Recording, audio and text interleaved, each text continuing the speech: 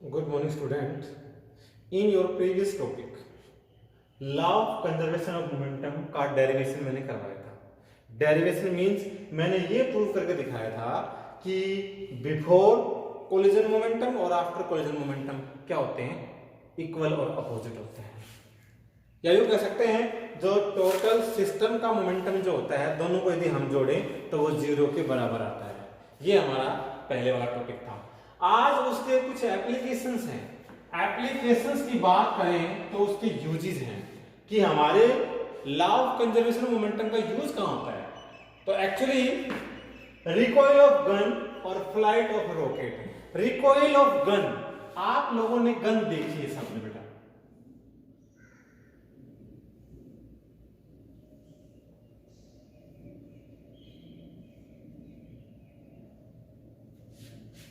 जैसे ही हम इसमें बुलेट डालते हैं तो बुलेट तेज गति से आगे निकलता है और ये जो बंदूक है, जो गन है, ये पीछे की ओर आती है. समझ में आ गया. तो ये लॉ ऑफ कंजर्वेशन मोमेंटम का एग्जांपल है कि जैसे ही फायर्ड होता है गन में से, तो गन में से बुलेट तो फॉरवर्ड जाता है और गन आती है बैकवर्ड डायरेक्शन में. तो दो प्रकार के मोमेंटम हो गए, बिफोर और आफ्टर. बिफोर गन चलाने से पहले का मोमेंटम और गन चलने के बाद का मोमेंटम. या यूं कह दो कि ये जो बुलेट निकलती है इसका मोमेंटम, इसका बैकवर्ड डायरेक्शन में जाने का मोमेंटम, दोनों का जो टोटल मोमेंटम होता है वो जीरो. या यूं कह सकते हैं कि इस पूरे सिस्टम में लॉ ऑफ कंजर्वेशन मोमेंटम का यूज हो रहा है. क्यों? क्योंकि जो बुलेट जो होता है वो तो देखा होगा आपने मुश्किल से 100 ग्राम का होता है. गन जो होती है वो नियर अबाउट 2 से 3 किलोग्राम की होती है, नियर अबाउट होती है. एक छोटी सी बुलेट का भाग जाने से इसका बैकवर्ड डायरेक्शन में आना क्या कहलाता है, law of conservation of momentum कहलाता है. ये तो एग्जांपल है. ऐसे ही ना जो रॉकेट की जो फ्लाइट है, रॉकेट आप लोगों ने देखा है बेटा सबने,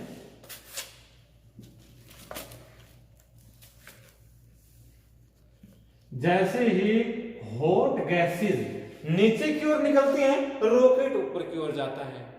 तो दोनों साइड का मोमेंटम हो ना, रॉकेट का ऊपर जाना और गैसेस का नीचे से उसको एक्सपेल करना, धकेलना. तो फ्लाइट ऑफ रॉकेट भी linear momentum law of conservation momentum का एग्जांपल है. तो इसी के बिहाफ पे या इसी पे बेस्ड न्यूमेरिकल आप लोगों को करने होते हैं जो आपके एग्जाम में कंफर्म आएंगे. मतलब numerical problems based on the law of conservation of momentum. कि मोमेंटम जो होता है उसके ऊपर जो न्यूमेरिकल आते हैं वो कैसे आते हैं. अब मैं आपको ऐसे समझा रहा हूं जैसे लिखा है, एक bullet leaves a rifle with a velocity of 100 metre per second and the rifle mass 2.5 kg recoil with velocity of 1 metre per second. मतलब जो गन है वह 1 मीटर पर सेकेंड के रेट से पीछे की ओर आती है, जबकि उसमें से जो बुलेट निकलती है उसकी स्पीड है 100 मीटर पर सेकेंड. और जो बुलेट है जो गन है उसका मास कितना है, 2.5 kg. Find the mass of the bullet. हमें बुलेट का मास निकालना है. कंफर्म?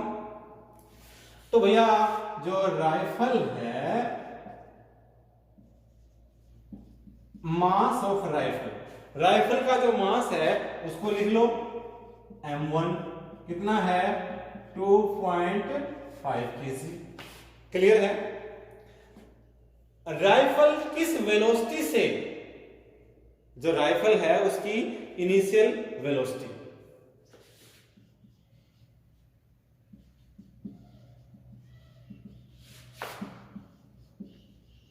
इनिशियल वेलोसिटी होती है u1. तो इनिशियल वेलोसिटी तो राइफल तो रेस्ट पोजीशन में है, तो इनिशियल पोजीशन क्या हो जाएगी, 0 मीटर पर सेकेंड. क्लियर है? ऐसे ही बुलेट, शुरुआत में बुलेट क्या होती है भैया, मास ऑफ, क्या निकलवाया बुलेट, तो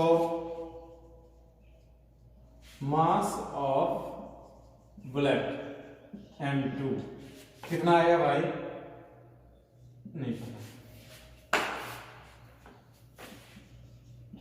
द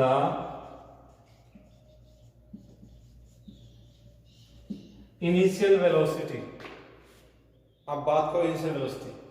देखो मास राइफल का गिवन था, आपने इज एज इट इज रख दिया। शुरुआत में राइफल की वेलोसिटी कितनी आएगी? 0 मीटर पर सेकंड। क्यों भैया? वो किस पे है? रेस्ट पोजीशन पे है। बुलेट का मास क्वेश्चन में हम लोगों को निकालना है, m2 जिसे बोला जाएगा। अब आते हैं इसकी इनिशियल वेलोसिटी। बेटा आप देखो, जब आपने कल इसका किया था तो ध्यान होगा आपको कि फाइनल मोमेंटम में से इनिशियल मोमेंटम को आपने माइनस किया था, ठीक है? या m1 u1 plus m2 u2 is equal to m1 v1 plus m2 v2। ये फॉर्मूला यूज होता है इसमें। ये law of conservation of momentum होता है। बिफोर, कल वाली बात कर रहा हूं मैं, बिफोर कोलिजन का मोमेंटम और आफ्टर कोलिजन का मोमेंटम दोनों का सेम होता है। तो यही हमें अब यहां करना है। तो कहने का मतलब m1 m2, m1 आ गया m2 आ गया, m1 आ गया m2 आ गया, u1 आ गया, ये रहा, u2 चाहिए आप लोगों को, फिर v1 चाहिए, v2 चाहिए। इस क्वेश्चन में हमारे पास बची हैं दो चीजें, एक तो ये और एक ये। भैया ये तो आपको पता है रिकॉइल वेलोसिटी है, किस वेलोसिटी से बुलेट जो है वो पीछे की ओर आया, ये हमारा है। तो अब हमारा आता है द रिकॉइल वेलोसिटी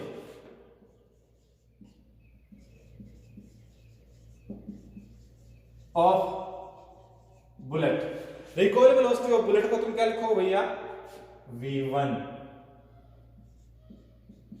और वो है 1 मीटर पर सेकंड।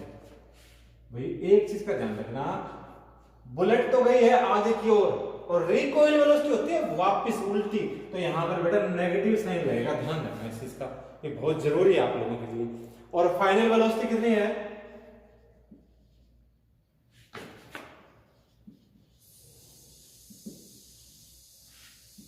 v2 100 मीटर पर सेकंड।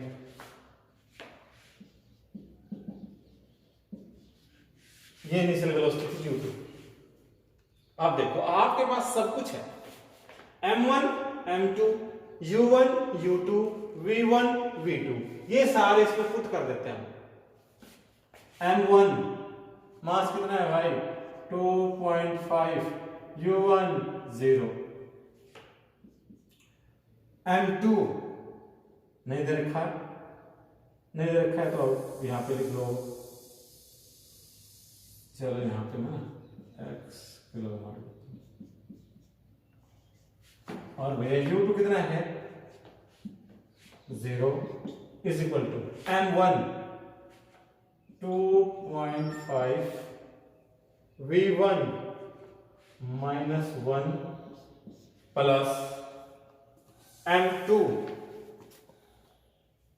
तो निकालना है आपको, इनटू v2 आपका है 100, ये 0 ये 0, ये आ गया कितना आपका? -2.5 प्लस 100x, माइनस वाले को इधर ले आओगे तो ये तो हो गया प्लस का, डिवाइड बाय कर लो 10, और ये आ गया x। ये 100/x है, सॉरी 100/1 है ना, ये 100/1 इधर लेके आएंगे क्या हो जाएगा? ये 1/100। यहां से आपकी x की वैल्यू आ जाएगी 1 2 3 0, काटो तुम इसको, 0.025 kg। ये आ गया x कौन था? बुलेट का मास था। कितना है आपका? 0.25 kg। अब ये तो बहुत ज्यादा क्वांटम हो गया, तो इसके ग्राम बना लो। ग्राम कितने बनेंगे इसके? ग्राम बनाने के लिए क्या करना पड़ेगा? 1000 से डिवाइड करना पड़ेगा, 1000 से, तो ये आंसर तुम्हारा आ जाएगा 25 ग्राम आ जाएगा, मल्टीप्लाई, ठीक है? किलोग्राम से ग्राम आप लोग आपको बनाना है, ठीक है? ओके।